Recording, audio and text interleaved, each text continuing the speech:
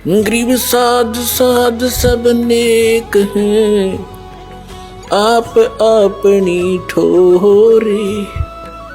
जो सतलोक ले जाएंगे वो साधु कोई और।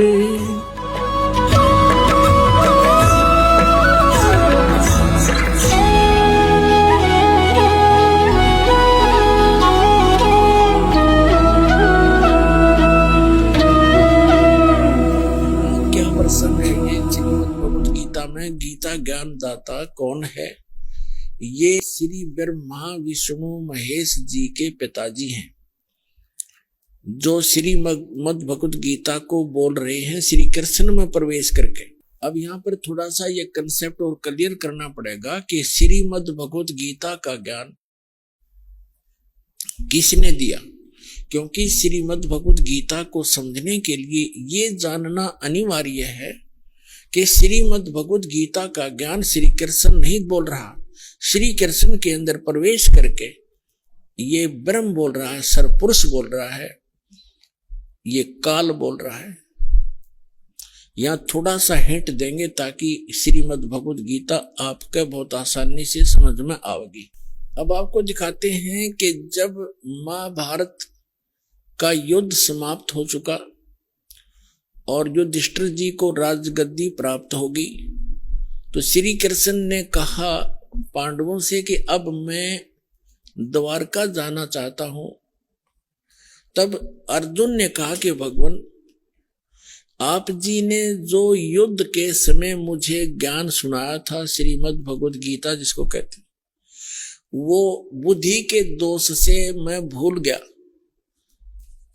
उसी ज्ञान को प्रभु एज इट इज सुनाना, फिर से सुनाना, हमें एक सत्संग करके जाना, ताकि हम आपके द्वारा दिए गए वचनों के आधार से हम अपना आगे राज्य भी करें और जीवन भी सफल करें। तो उसके विषय में आपको दिखाते हैं। ये है संक्षिप्त महाभारत द्वितीय खंड, गीता प्रेस गोरखपुर से प्रकाशित है।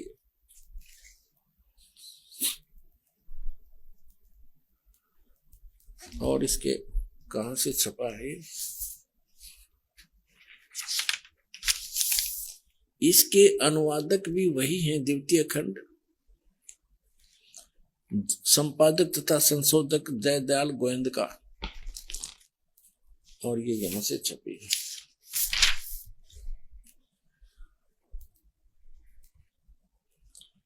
अब हम इसके आपको 667 पृष्ठ पर ले चलते हैं। ये है 667 पृष्ठ।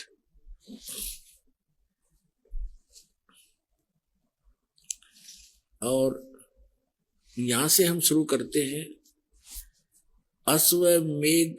अश्वमेधिक पर्व, अर्जुन का श्री कृष्ण से गीता का विषय पूछना और कृष्ण का अर्जुन से सिद्ध महर्षि और कश्यप का संवाद। यहां देखिए, जन्मे जय ने पूछा, ब्राह्मण, शत्रुओं का नाश हो जाने के बाद जब महात्मा श्री कृष्ण और अर्जुन सभा में बैठकर वार्तालाप कर रहे थे, उस समय उनमें क्या क्या बातचीत हुई? तो वैशंपायन जी ने कहा, राजन, श्री कृष्ण सहित अर्जुन ने जब अपने राज्य पर पूरा अधिकार प्राप्त कर लिया तो वे दिव्य सभा भवन में आनंद के साथ रहने लगे। एक दिन सज्जनों से घिरे हुए वे दोनों मित्र स्वेच्छा से घूमते घूमते सभा मंडप के ऐसे भाग में पहुंचे जो स्वर्ग के समान सुंदर था। पांडुनंदन अर्जुन श्री कृष्ण के साथ रहकर बहुत प्रसन्न थे। उन्होंने एक बार उस रमणीय सभा की ओर दृष्टि डालकर भगवान से ये वचन कहा, देवकी नंदन, जब युद्ध का अवसर उपस्थित था उसमें मुझे आपके माध्यम का ज्ञान और ईश्वरीय स्वरूप का दर्शन हुआ था, किंतु केशव, आपने स्नेहवश पहले मुझे जो ज्ञान का उपदेश किया था वह इस समय सब इस समय बुद्धि के दोष से भूल गया है। उन विषयों को सुनने के लिए बार बार मेरे मन में उत्कंठा होती है। इधर आप जल्दी ही द्वारका जाने वाले हैं, अतः पुनः वह सब विषय मुझे सुना दीजिए। अब कहने का भाव ये है कि अर्जुन कह रहा है कि कृष्ण जी से कि आपने युद्ध के समय जो मुझे गीता वाला ज्ञान बताया था, मैं बुद्धि के दोष से भूल गया, मुझे वही ज्ञान फिर बताओ। अब श्री कृष्ण जी क्या कहते हैं देखिए, वैशंपायन जी कहते हैं अर्जुन के ऐसे कहने पर वक्ताओं में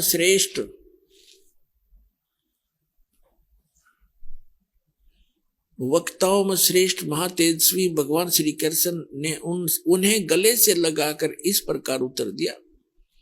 श्री कृष्ण बोले, अर्जुन, उस समय मैंने तुम्हें अत्यंत गोपनीय विषय का श्रवण कराया था, अपने स्वरूपभूत धर्म सनातन पुरुषोत्तम तत्व का परिचय दिया था और नित्य लोकों का भी वर्णन किया था, किंतु तुमने जो अपनी नासमझी के कारण उस उपदेश को याद नहीं रखा, यह जानकर मुझे बड़ा खेद हुआ।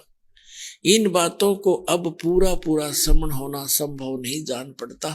श्री कृष्ण जी के बोल हैं, ये सुन जानते पढ़ियो। पांडुनंदन, निश्चय तुम बड़े श्रद्धाहीन हो, तुम्हारी बुद्धि अच्छी नहीं जान पड़ती। अब मेरे लिए उस उपदेश को ज्यों का त्यों दोहरा देना कठिन है, क्योंकि उस समय योग युक्त होकर मैंने परमात्म तत्व का वर्णन किया था। पुण्यात्माओं, ये भी एक विचलित आत्मा होती है। अब देखो, जैसे दास सत्संग कर रहा है और प्रथम बार कोई श्रोता इसको सुन रहा है, आज के सत्संग को मुश्किल से वो 60% याद रख सकता है, मुश्किल से। और फिर 1 हफ्ता 10 दिन के बाद, महीने 2 महीने के बाद वो मुझे मिले और मुझसे कहे, जी वो सत्संग आपने किया था वो फिर से सुनाना, तो मैं तुरंत सुना दूंगा। यदि मैं अपने होश हवास में बोल रहा हूं और मैं ये कहूं कि तेरी बुद्धि अच्छी नहीं है, तू श्रद्धाहीन व्यक्ति है, तूने वो सत्संग याद क्यों नहीं रखा, और मैं ये कहूं मुझे तो अब याद नहीं, कोई बात हुई या? इसे सिद्ध है कि श्री कृष्ण नहीं बोल रहा था गीता का ज्ञान, उसके अंदर वो काल बोल रहा था प्रवेश करके। अब उसको कुछ भी याद नहीं। फिर कहता उसमें मैंने योग युक्त होकर के वो ज्ञान बोला था। योग युक्त का अर्थ होता है परमात्मा से कनेक्ट हो जाना। इसे सिद्ध है कि परमात्मा कोई अन्य है जिससे वो कनेक्ट होने की बात कर रहा है। और जब युद्ध के मैदान में इसे भयंकर स्थिति में योग युक्त हो सकता है, अब पीस माइंड पीस है, उस टाइम तो शांति है, तो उसमें और जल्दी हो जाना चाहिए था योग युक्त, जबकि बिजली गिर गई। वास्तविकता यह है कि श्री कृष्ण जी ने योग ज्ञान पता ही नहीं ना उन्होंने बोला। उन्होंने फिर आगे इसमें अपने सत्र का ज्ञान दे रखा, वो गीता से मेल भी नहीं खाता। इससे आगे गीता है अलग से लिखी हुई है, वो तो गीता से मेल भी नहीं खाता, कैख भी नहीं मिलता आपस में। तो कहने का भाव यह है कि श्री कृष्ण में प्रवेश करके यूं काल बोल रहा था। इसके बहुत से प्रमाण हैं। जैसे अब पहले तो ये प्रसंग क्लियर करता हूं कि जैसे अब श्री कृष्ण में प्रवेश करके काल बोला था, और ये काल कौन है? ये ब्रह्मा विष्णु महेश के पूज्य पिताजी हैं। और गीता अध्याय नंबर 4 के श्लोक नंबर 5 और 9 में ये क्या कहता है कि अर्जुन, तेरे और मेरे बहुत जन्म हो चुके, तू नहीं जानता, मैं जानता हूं। मेरे जन्म और कर्म अलौकिक हैं। इसके कर्म अलौकिक कैसे है? जैसे श्री कृष्ण में प्रवेश करके प्रेत की तरह गीता का ज्ञान बोल दिया। अब आज तक यही रट लगा रखी थी, श्री कृष्ण जी ने गीता बोली, श्री कृष्ण जी ने गीता बोली, और बोली काल ने कृष्ण जी को तो पता भी नहीं मैंने बोला क्या था गीता में। श्रीमद् भगवत गीता अध्याय नंबर 7 के श्लोक नंबर 24 और 25 में ये स्पष्ट करता है गीता ज्ञानदाता कि अर्जुन, ये बुद्धिहीन मनुष्य जो सामने खड़े हैं आज, ये सोच रहे होंगे कि मैं श्री कृष्ण हूं। ये मुझ अव्यक्त को व्यक्तिम आपनम मनन्ते अबुझा, मुझ अव्यक्त को, व्यक्त माने गुप्त रहता हूं, मैं अपनी योग माया से छुपा रहता हूं, कभी किसी के सामने नहीं आता। और श्री कृष्ण जी तो सामने खड़े थे, श्री कृष्ण होते ये वचन कहते तो सामने खड़े थे, वो छुपे का। तो ये कहता मैंने प्रतिज्ञा, मेरी ये अटल प्रतिज्ञा है तो ये घटिया, पर मैं ये मेरी अटल प्रतिज्ञा, अविनाशी प्रतिज्ञा है, मैं कभी किसी के सामने नहीं आता। तो ये क्या करते रहे, जैसे आपने आपको बहुत बार दिखाया है श्री शिव पुराण के अंदर, शिव महापुराण के अंदर, रुद्र संहिता के अंदर आता है, एक बार ब्रह्मा और विष्णु का इस बात पर युद्ध हो गया। ब्रह्मा जी कहते हैं मैं सारी सृष्टि का रचनहार हूं और आपकी भी उत्पत्ति मेरे से हुई है, विष्णु जी को कहते हैं। और विष्णु जी कहते हैं कि आप मेरी नाभि कमल से उत्पन्न हुए हो, मैं सबका, सारी सृष्टि का रचने वाला मैं हूं, सबका पिता हूं, तू मेरा पुत्र है। ब्रह्मा जी कहते विष्णु जी के तू मेरा पुत्र है। अब इनको ये भ्रम कैसे हुआ, इनको ये भ्रम ऐसे होता है जैसे ऋषि लोगों ने समाधिस्थ होने की चेष्टाएं की और इसने प्रतिज्ञा कर रखी है मैं कभी अपने ओरिजिनल रूप में दिखाई नहीं दूंगा, किसी को दर्शन नहीं दूं। तो इसने क्या की, ये क्या करता है, जैसे ऋषि महर्षियों ने समाधिस्थ हुए और समाधि दशा में किसी को ब्रह्मा के रूप में दर्शन दे दिए, तो उसने, उस ऋषि ने सब जगह जो है गुणगान कर दिए कि ये ब्रह्मा जी स्वयं मालिक है, ये अपने आप को छुपाए बैठे हैं, ये जगत पिता है, मैंने समाधि दशा में इनके दर्शन हुए। इस बात से ब्रह्मा जी फूल गए, 10, 20, 50 ने ऐसे कह दिया और किसी को विष्णु जी के रूप में दर्शन दे दिए। तो उसने कहा कि विष्णु जी यही पूर्ण परमात्मा है, मैंने समाधि दशा में इनके दर्शन हुए, ये अपने आप को छुपाए हुए, ये जगत के मालिक हैं, जगत के रचने वाले हैं, ये सारा समर्थ है। तो उससे विष्णु जी को भ्रम हो गया कि मैं ही रचने वाला हूं, सारे मुझे ही कहने लग रहे। किसी को शंकर भगवान के रूप में दर्शन दे दिए समाधि दशा में, अंदर अंतःकरण में। तो उसने बता दिया कि शंकर भगवान जो ये बैठे तमोगुण, यही सर्वशक्तिमान है, कालज्ञ मृत्युंजय सर्वज्ञ सर्वपुष, सारी सृष्टि के रचना। तो यहां वहां ब्रह्मा और विष्णु जी को भ्रम हो गया, तो उनका युद्ध हो गया। फिर वो बीच में एक स्तंभ खड़ा करा, पिलर खड़ा करा, लिंग, तो उन दोनों का युद्ध समाप्त किया। तब ये काल आ गया अपने पुत्र शिव का रूप धारण करके, ये अपने वास्तविक रूप में नहीं आता। इसका वास्तविक रूप कौन सा है, जो श्रीमद् भगवत गीता का ज्ञान देते समय युद्ध के मैदान में दिखा था इसने, 1000 भुजा का है, ये सहस्रा बाहु है। ये ब्रह्मा विष्णु महेश केवल 4 भुजा बना सकते हैं, दुर्गा केवल 8 भुजा बना सकती है, इससे ज्यादा नहीं है। और ये 1000 भुजा से लेकर और 10 भुजा और 4 भुजा और 2 भुजा में बना सकता है। तो ये ऐसे अपना वास्तविक रूप इसका वो 1000 भुजा, वो काल रूप है, वो इसका वास्तविक रूप है। तो उस वास्तविक रूप में ये कभी किसी को दर्शन नहीं देता, इसने प्रतिज्ञा कर रखी है। तो इसी का एक प्रमाण दिखाते हैं श्री विष्णु पुराण के अंदर कि एक बार राक्षसों का और देवताओं का युद्ध हो गया। देवता युद्ध में हार गए और राक्षस विजयी हो गए। देवता वहां से भागकर समुद्र के किनारे जाकर के तपस्या करने लगे, हे भगवान, हे सच्चिदानंद, हे सर्वशक्तिमान, हे शेषया पर विराजमान होने वाले, वो लगे साधना वो करने लगे स्तुति। तो विष्णु रूप धारण करके यू काल आ गया और इसने उनसे कहा कि तुम्हारा जो भी अभिष्ट है, जो तुम्हारे मन में जो तुम्हारे दुख है, वो मैंने जान लिया है और मैं ऐसे ऐसे करूंगा। पढ़ के सुनाता हूं आपको, फिर अच्छा समझ में आएगा। ये देखिएगा श्री विष्णु पुराण, गीता प्रेस गोरखपुर से प्रकाशित।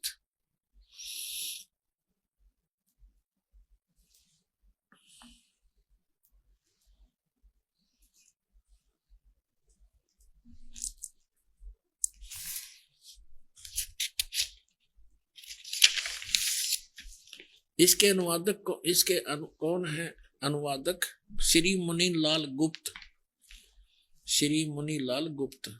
और ये कहाँ से प्रकाशित है, कहाँ से छपी है? ये यहीं से प्रकाशक व मुद्रक है, गीता प्रेस, गोरखपुर, गोविंद भवन कार्यालय, कोलकाता का संस्थान।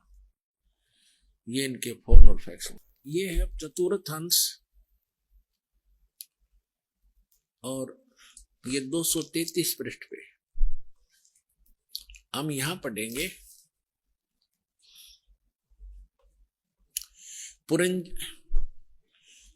पुरिंजय का भी ये दूसरा नाम का, पुरिंजय का भी एक दूसरा नाम पड़ा।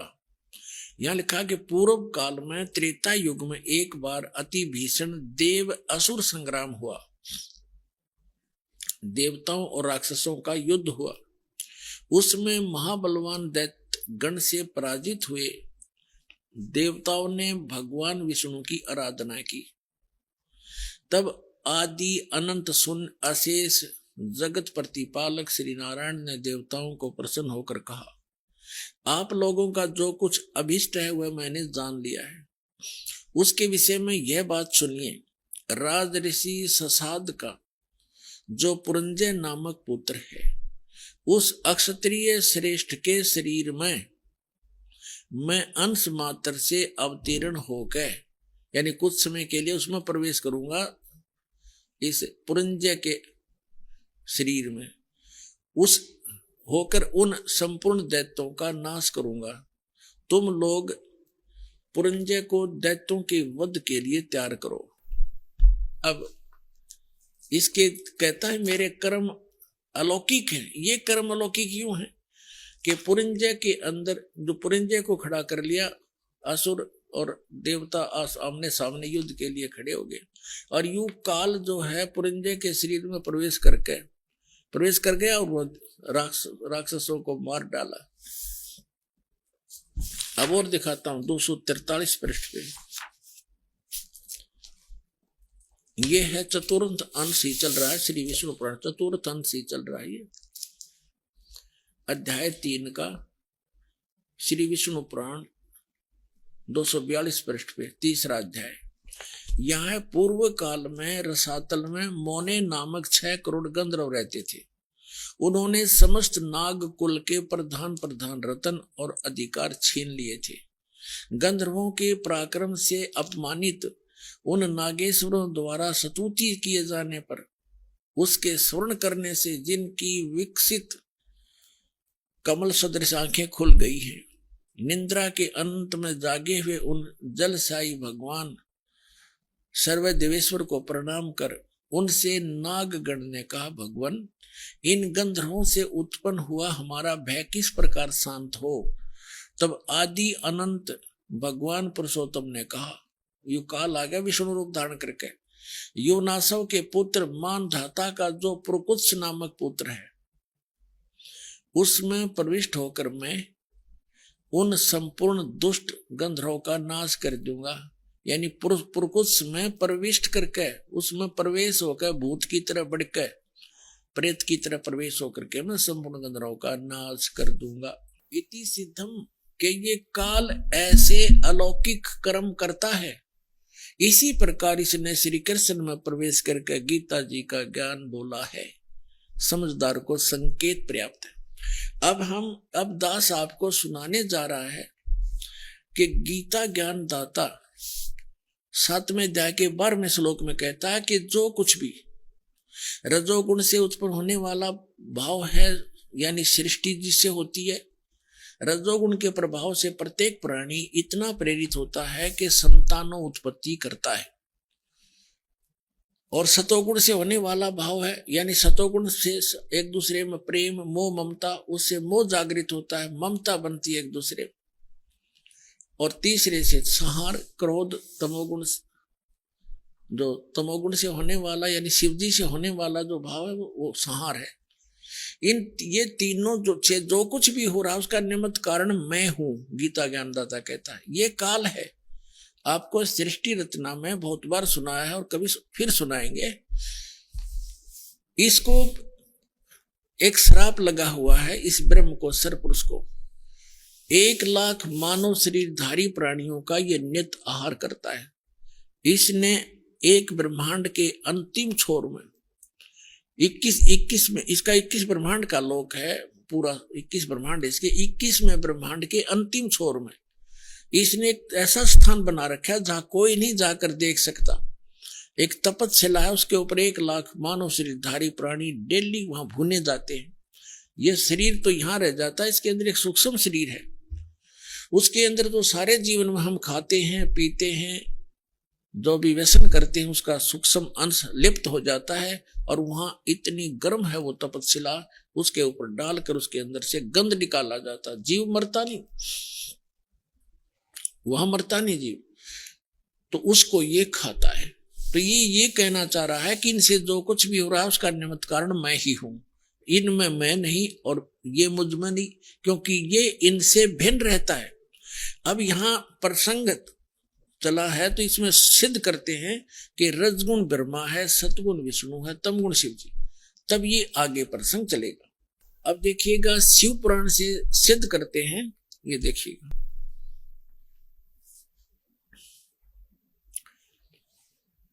ये गीता प्रेस गोरखपुर से प्रकाशित है।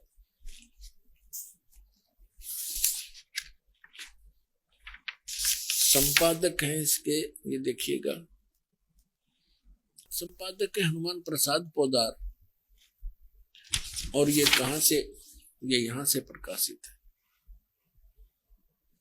ये है रुद्र संहिता, रुद्र संहिता और संक्षिप्त शिव पुराण, पृष्ठ नंबर 110 पे गीता प्रेस गोरखपुर से प्रकाशित, सचित्र मोटा टाइप।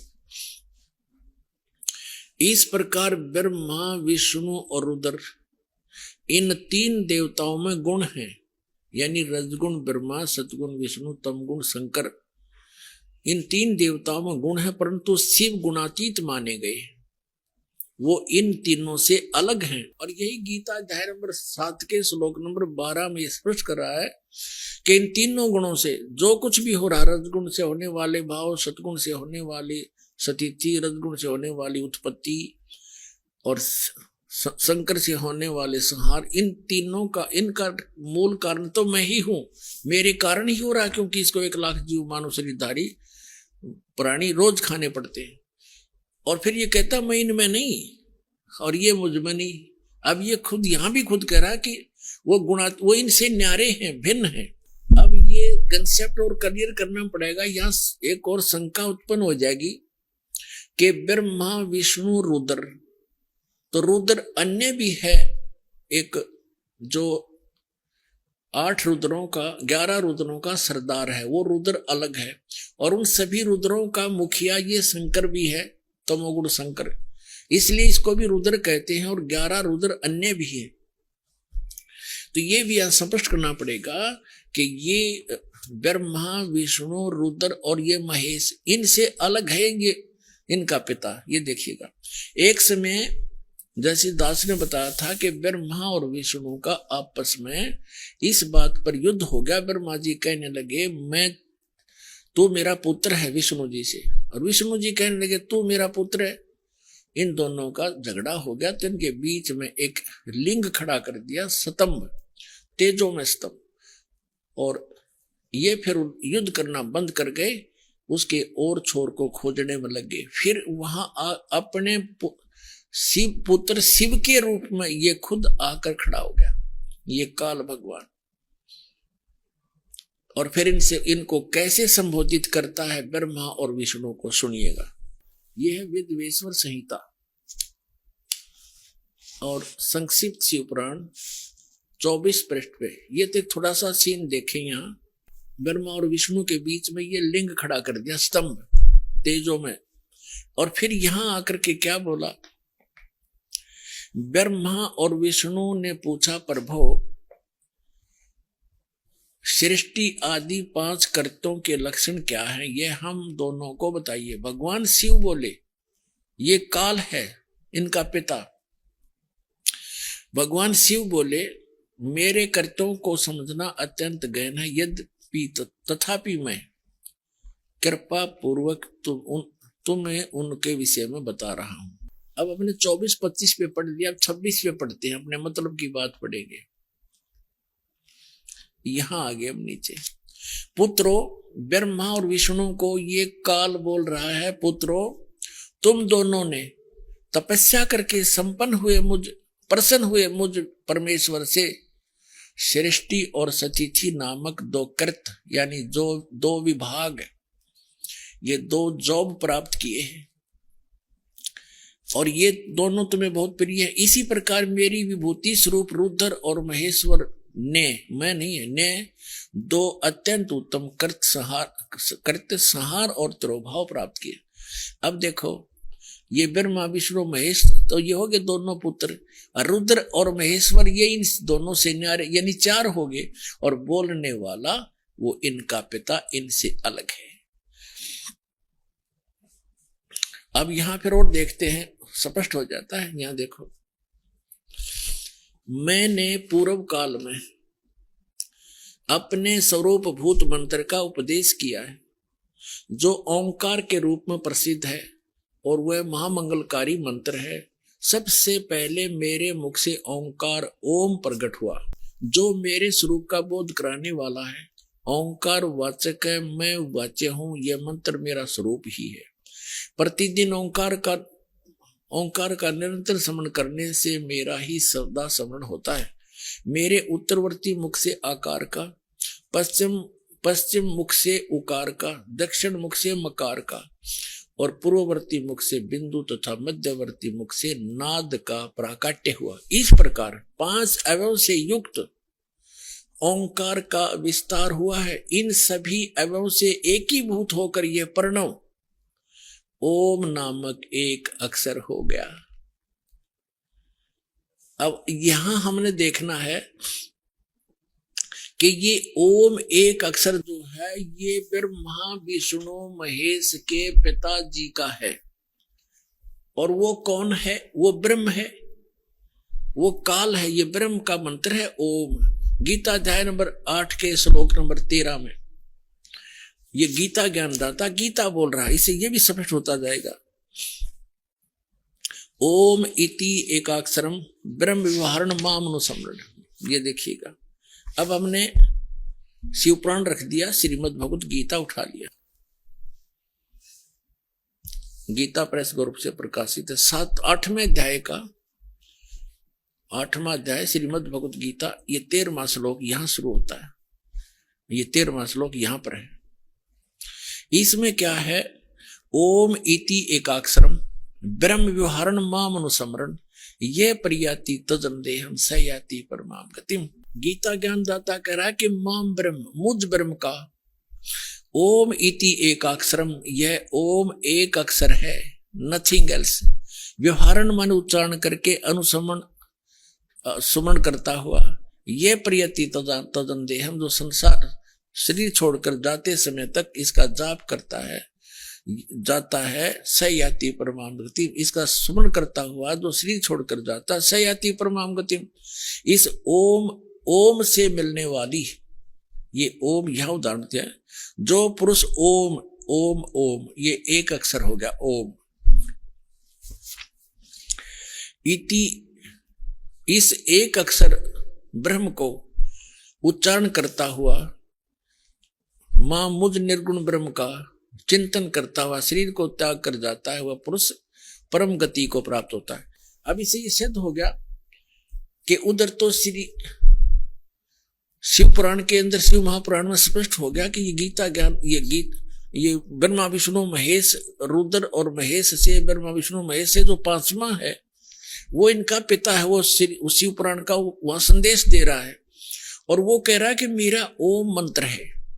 ओम ये 5 अवयव से एकीभूत होकर एक ओंकार प्रणव रूप में ओंकार एक अक्षर हो गया।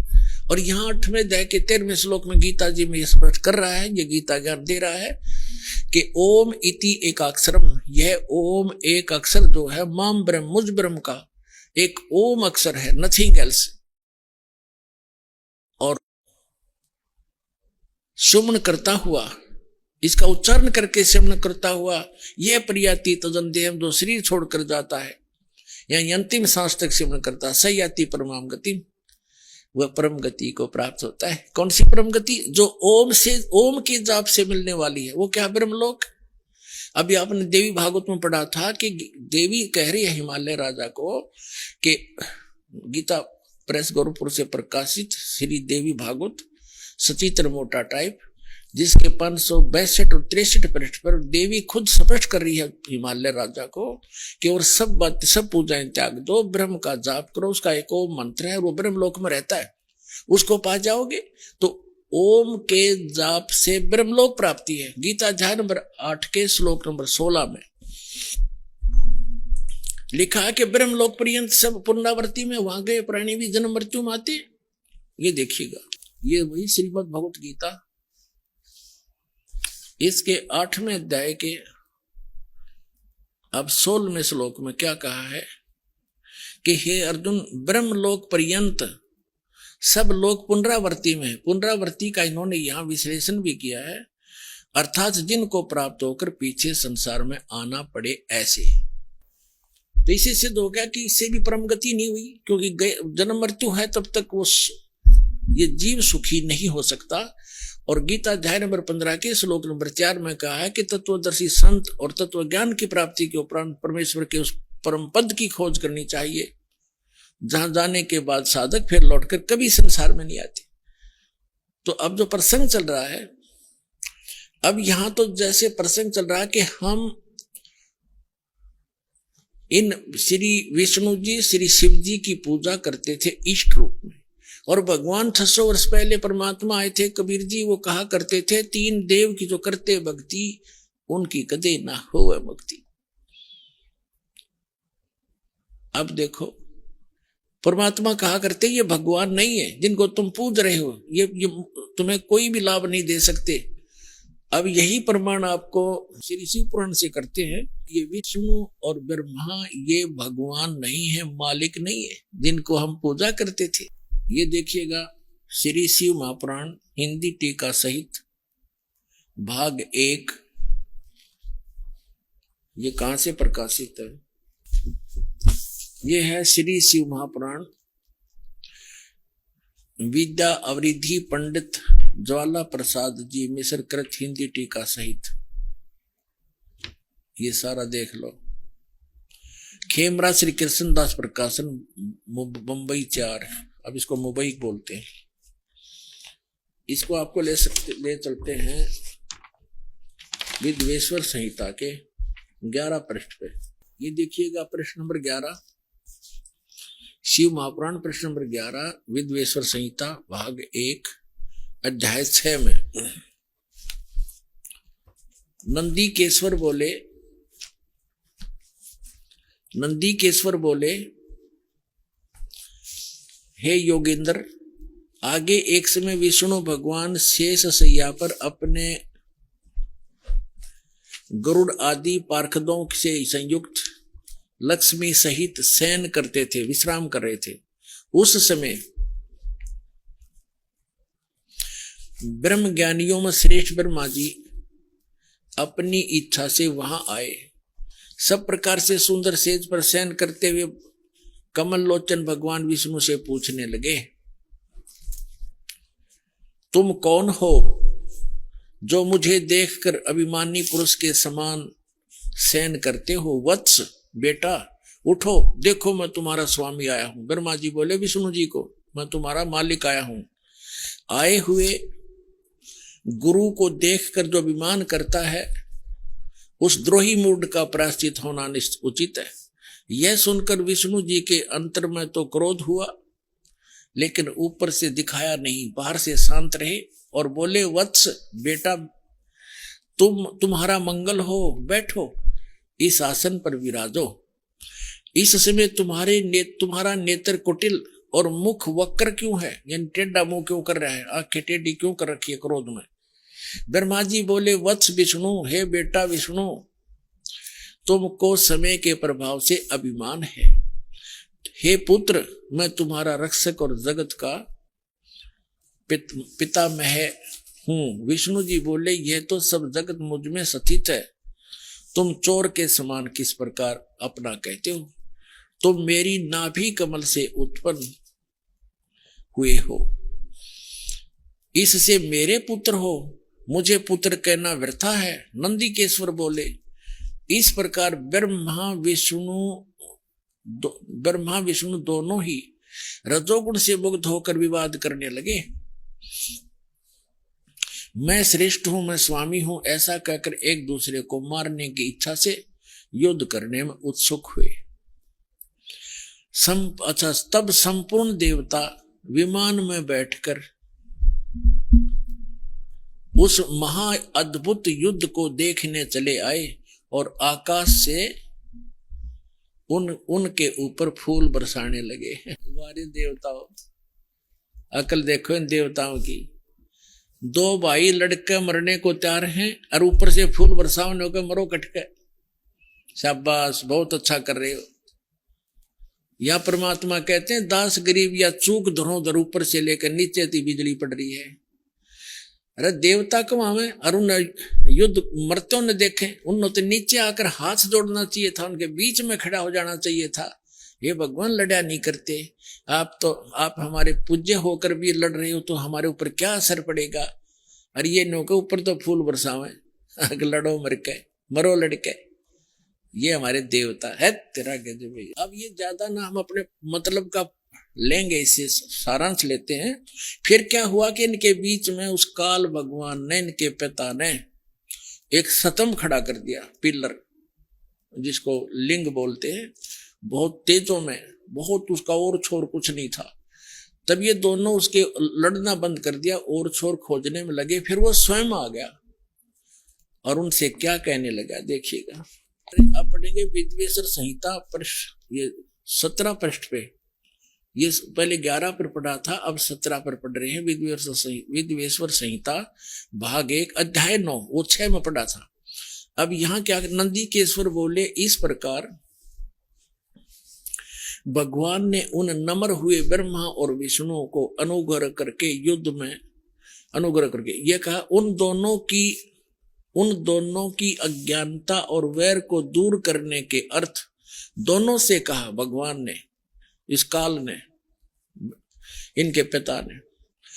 क्या कहता है कि मेरे सकल और निष्कल भेद से दो स्वरूप हैं, परंतु और ईश्वर नहीं। इस कारण से ये दो स्वरूप नहीं हो सकते। पहला सतम रूप, यानी पहले तो पिलर खड़ा कर दिया और बाद में पीछे मूर्तिमान रूप धारण किया और शिव रूप में आके खड़ा हो गया, धारण किया। इससे ब्रह्म रूप निष्कल है, पिलर न तो ये ब्रह्म रूप का है, और ईश्वर रूप सगुण है, शिव रूप में आके खड़ा हो गया। ये मेरे ये दोनों रूप सिद्ध हैं, दूसरे किसी के नहीं हो सकते। इस कारण तुम दोनों को अथवा दूसरों को, ब्रह्मा और विष्णु को कह रहे हैं, ईश्वरत्व की प्राप्ति नहीं हो सकती। तुम दोनों ने अज्ञान से अपने को ईश माना, अपने को भगवान मान लिया। ये बड़ा ही अद्भुत हुआ। इसके दूर करने को ही मैं रण स्थान में आया। अब तुम दोनों अपना अभिमान त्याग कर मुझ ईश्वर में अपनी बुद्धि लगाओ। मेरे प्रसाद से लोक में सब अर्थ प्रकाश करते हैं।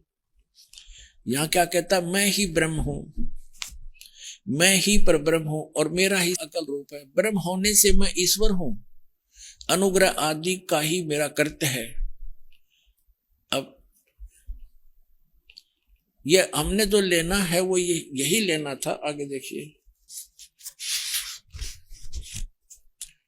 अब हम आगे 18 पृष्ठ, वो 17 पृष्ठ था। अब हम अध्याय 10 पढ़ेंगे, विद्वेश्वर संहिता भाग 1 का। ये 10वां 9वां यहां समाप्त हो जाता है, ये 10वां प्रारंभ होता है। यहां आगे हम नीचे, हे पुत्रो, ब्रह्मा और विष्णु को कहता है, वो शिव इनका पिता जो शिव रूप में खड़ा है, यह कृत आपने तप से प्राप्त किए हैं, जो कि सृष्टि की उत्पत्ति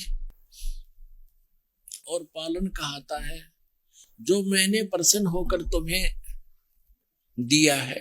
हे पुत्रो, यह कृत आपने तप से प्राप्त किया है, जो सृष्टि की उत्पत्ति और पालन कहता है, सो मैंने प्रसन्न होकर तुम्हें दिया है।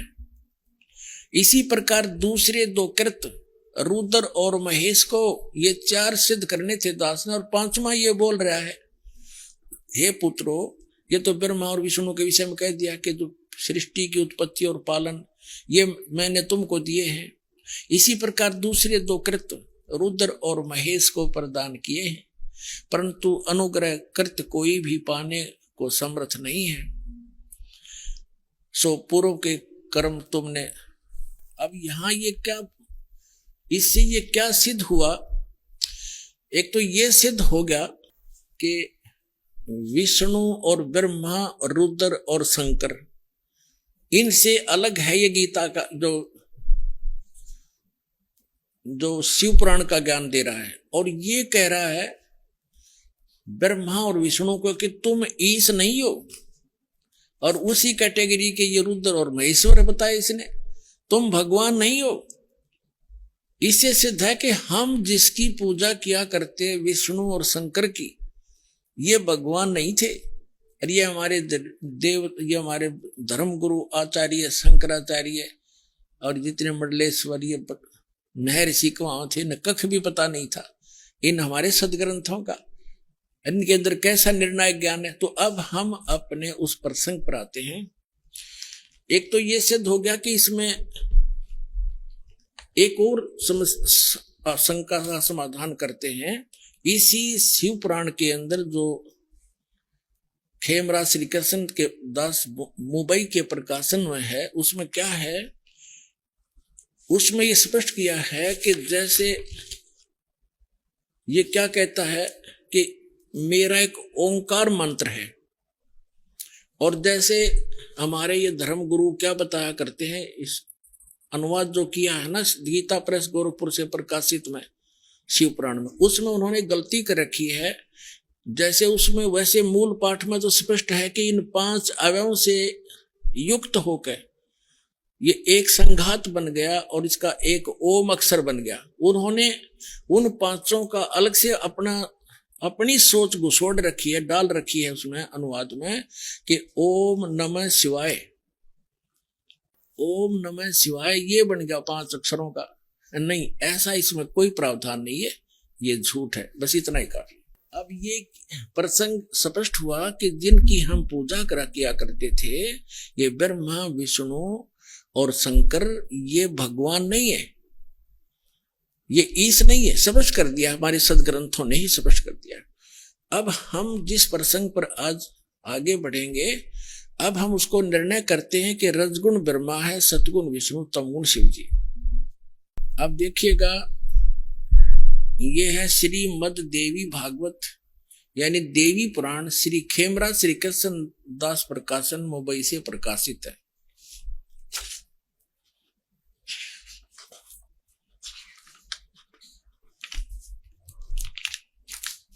अथ देवी भागवतम सभाष्टिकम समात्यम, खेमराज श्री कृष्ण दास प्रकाशन मुंबई 4 से प्रकाशित। यहां पर तीसरा सकंद प्रारंभ होता है। अत श्री मद देवी भागवते भाषा टीका युक्ते तृतीय सकंद है प्रारंभते। अब तीसरा सकंद प्रारंभ होता है। हम इसके हम आपको 11 पृष्ठ पे ले चलते हैं। ये 11 पृष्ठ पे 5वां अध्याय, इसमें यहां हम पढ़ेंगे 5वें अध्याय का 8वां श्लोक। हे मात्र, ये 7वां समाप्त हुआ। हे माता, यदि हमारे ऊपर सदा आप दया युक्त हो तो हमको तमोगुण में किस प्रकार प्रदान किया। शंकर भगवान बोल रहे हैं। ब्रह्मा रजोगुण और हरि सतगुण युक्त क्यों किए, युक्त किए, किस प्रकार किए। अब यहां संस्कृत भी पढ़ेंगे हम। ये संस्कृत है, ये हिंदी यहां पर हमने पढ़ी है। ये 8वां श्लोक है। यदि दया धर्मना न सदा अंबिके कथम अहम, यदि दया धर्मना न सदा अंबिके कथम अहम विहित, किस प्रकार मैं बना दिया हे अंबिके, हे माता, तमोगुण और कमल जय, कमल से उत्पन्न होने वाले ब्रह्मा को रजोगुण संभव, रजोगुण क्यों बना दिया। और सुवित किमु सतोगुण हरि, और विष्णु जी को आपने सतोगुण किस प्रकार बनाया, क्यों बनाया। देखो, इस बात से ये हमारे ये देवता भी परिचित हैं कि जो हम कर रहे हैं ये अच्छा नहीं हो रहा। इसलिए तो ये कह रहे हैं कि यदि आप हम पर दया युक्त हो तो हमारे को ऐसा क्यों बना दिया, हमसे एक से ब्रह्मा से निकल रहे उसकी तरंगों से सब प्राणी प्रभावित होते हैं और सृष्टि उत्पत्ति करते हैं, बच्चे पैदा करते हैं, और विष्णु जी से निकल रही तरंगों से एक दूसरे में ममता में फंसे पड़े हैं और मेरे से फिर एकदम संहार होता है। ये ऐसा क्यों हो रहा है? यदि आप हम पर दयालु हो, हमें ऐसे गुणों वाले क्यों बना दिया? मुझे तमोगुण क्यों बना दिया? और शंकर जी को सतोगुण और शिव जी को तमोगुण क्यों बना? इति सिद्धम रजगुण ब्रह्मा सतगुण विष्णु तमगुण शिव जी। तीसरा एक तो आपको शिव पुराण में बता दिया कि रजगुण ब्रह्मा विष्णु महेश इन तीनों देवताओं में गुण है, और वो शंकर इनसे न्यारा है, वो गुणातीत माना गया। और अब आपको सिद्ध करते हैं मार्कंडेय पुराण में। मार्कंडेय पुराण गीता प्रेस गोरखपुर से प्रकाशित के 123 पृष्ठ पर देखिएगा।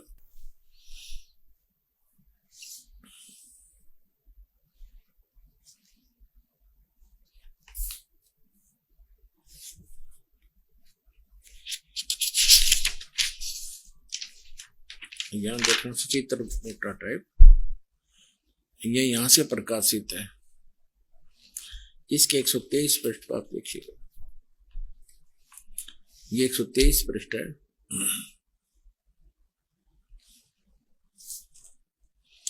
अब यह मार्कंडेय जी का वर्णन चल रहा है। मार्कंडेय जी बोल रहे हैं, मुने यहां आ जाते हैं।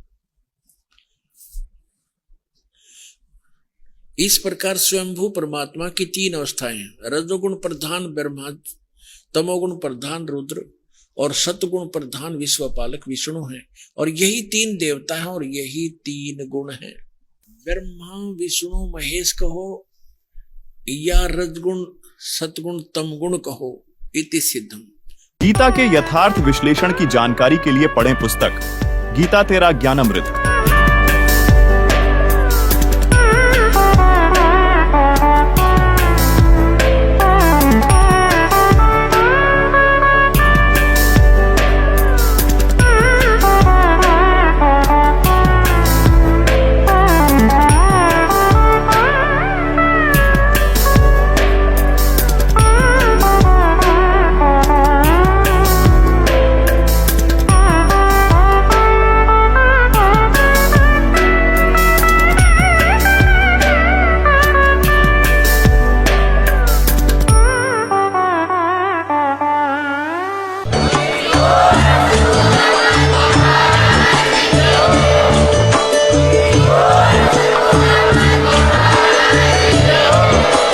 आप सुन रहे थे जगत गुरु तत्वदर्शी संत रामपाल जी महाराज जी के मंगल प्रवचन। अधिक जानकारी के लिए विजिट कीजिए हमारी वेबसाइट www.jagatgururampalji.org। संत रामपाल जी महाराज जी के शुभ आशीर्वाद से पूरे विश्व भर में 500 से भी ज्यादा नाम दीक्षा केंद्र हैं, जिन पर संत रामपाल जी महाराज जी द्वारा ऑनलाइन निःशुल्क नाम दीक्षा दी जा रही है। अपने नजदीकी नाम दीक्षा केंद्र का पता करने के लिए संपर्क करें 8222880541।